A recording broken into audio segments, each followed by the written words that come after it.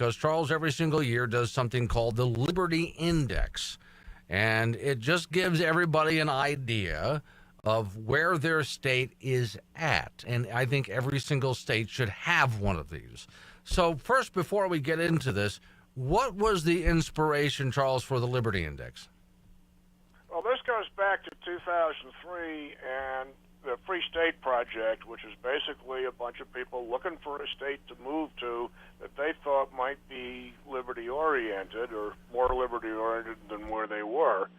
So some of them started looking at the legislature and coming up with a rating for legislators. Since then, the Free State Project has gone elsewhere, and Wyoming Liberty Group has picked up the project. We try to look at every single bill every year, and as far as I know, we are the only legislator ranking service in the country that looks at every single bill. Which is hell of a topic. But then again, I think Wyoming has probably less than most states. A lot less. Yeah, other states I've looked at far. Let's not even talk about California. Yeah, okay. No, don't even want. Well, especially those states that have a legislator that's burning the oil year-round. So I wouldn't even want to get into that. All right, now, before we also get into this, we have to know, based on what? What is the criteria to find out if your state or even your legislators are liberty-oriented or not? Well, this is the judgment part. You want to look at a bill and determine for yourself, is this bill pro-liberty or anti-liberty? If sometimes it's really easy. If you see a bill to confiscate all the handguns in the state, that's fairly straightforward. If you see a bill to cut a tax, that's almost always a good bill. But it takes getting a handle of what the bill is about and looking at it and decide, is it pro-liberty, is it anti-liberty, and we rate them from -3, really, really bad, to +3, really, really good, with 0 being liberty neutral. Okay, so, and I'm going to go out on a limb here and say, because this is what I would look for. Is it going to cost me money, because that means taking my money from me by force? Is it going to take away my ability to make my own decision on whatever the topic is? Would that be accurate? That's a good way to do it. Okay. It's simple and straightforward. Yeah. I like it. Okay, good. Well, hey, maybe you just use those two criteria next time around.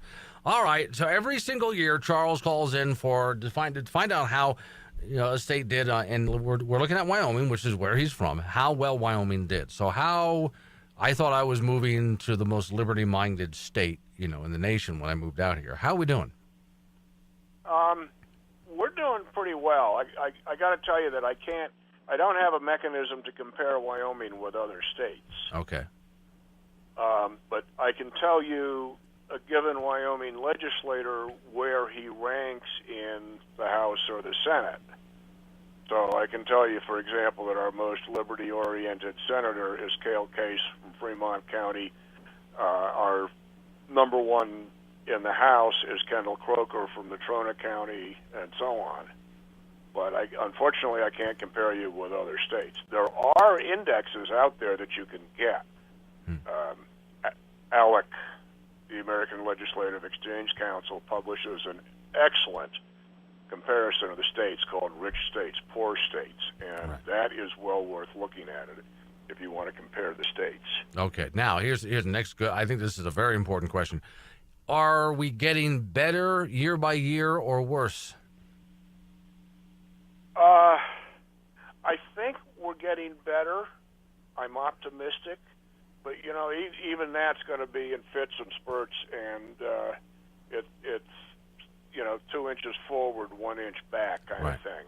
Okay. And, we've got an election coming up this year. We're going to have a lot of seats open in the House and a lot in the Senate.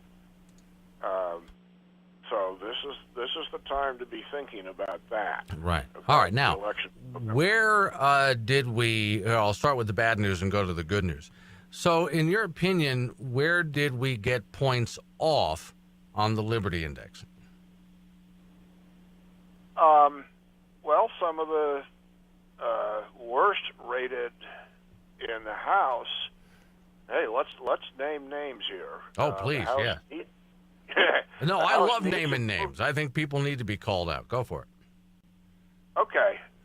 Starting at tied for 49th, John Eklund and John Freeman, Mary Throne, Kathy Connolly, Ken Escabel, Michael Madden, Kermit Brown, Speaker of the House, Elaine Harvey, the outgoing chairman of the Labor Committee, Andy Schwartz, Eric Barlow, Dan Kirkbride, Dan Zwanitzer, and Bob Nicholas. And you know that Eric Barlow represents a part of Campbell County. Oh, yeah, yeah. Now, they flunked out based on what, though? What were they trying to do? They got points off. Okay. What I do, or what our volunteers do, we're always looking for volunteers. So if you want to get into this, give me a call or drop me an email.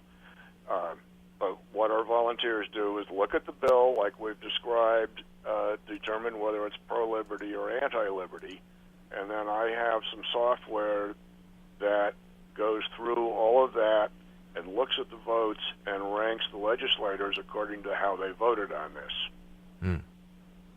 Well, I'm looking for specific issues, though. Are there certain specific issues that somebody was in favor of that you gave them points off on? No, we don't look at it. We don't look, okay, like the NRA or Gun Owners of America will look at gun bills. Yeah. The theory here is that all bills, or almost all bills, have some kind of impact on liberty. You know, you're familiar with the Food Freedom Act. Right. Oh, now that one I was helping to push all the way through Wyoming and Montana. As far as I'm concerned, we scored big in winning that one. Oh, that's a huge win, and Tyler Lindholm, who pushed that, should take a bow for that one. That was great. By the way, he still calls, but he uses a different name now. For a while there, I used to get a call from a guy who went by the milk bootlegger, because literally, when it was illegal for him to get raw milk, he was going to South Dakota, he said, and coming back with a trunk full of raw milk, you know, just like the old bootleggers would way back in the days of prohibition on alcohol. So I looked at that and thought, wow, I've got a real live bootlegger here. It's just something that comes from a cow instead of a still. Well, hey, I'm a retired gold smuggler, but that's another hour's television show. Now, you and I are going to have to sit down and have a conversation about that someday. That's going to be, off the record conversation. You're looking at the legislators, but can you also go ahead and look at the governor? I mean, do you take a look at what he tries to get through? That's kind of hard to do because we don't know really what bills he's pushing or not pushing in any official manner. I mean, some things we can say, yeah, I think I see the governor's fingerprints on that. Right. And other bills we know he's going to oppose, just knowing the man, but there's nothing official, so it would be hard to do that. We can tell you which bills he signed, but less than half of the bills get to the governor's desk. Right. Now, as you're looking at specific bills here, I've often wondered about this. Wyoming has, percentage-wise, more people working for Wyoming government than other states do. I mean, it's just obscene how many people actually work for Wyoming government rather than work in the private sector. And in my mind, if we were to make a liberty index, the bigger the government gets and the more it spends, just by default, the less liberty we have. Yeah, and I'll direct you to Maureen Bader's Frugality Index. She did that for the budget this year, and she's looking at spending aspects, the budget, and I think that was a really well-done piece. All right, now, as we're getting into an election year, are people going to be able to take a look at your Liberty Index and look at individual candidates by way of helping make a decision? The incumbents, yes. We have no way of scoring people who are new. Somebody running for an open seat or somebody running against an incumbent, we have no way of rating them. But we certainly can tell you about the incumbents. Okay. All right. Well, now people need to find this sucker and go through again because it's an election year, and there are a lot of incumbents out there. So where do people find the Liberty Index? On the net, WyomingLibertyIndex.info. Okay, WyomingLibertyIndex.info, and there's the latest Liberty Index. And again, I think during an election year, this is pretty important stuff. So, all right, Charles, as always, thanks for coming on and keeping score for us. And you'll be doing this again next year, I assume? Oh, yeah, absolutely. Okay. Never-ending battle. Thanks very much. All right.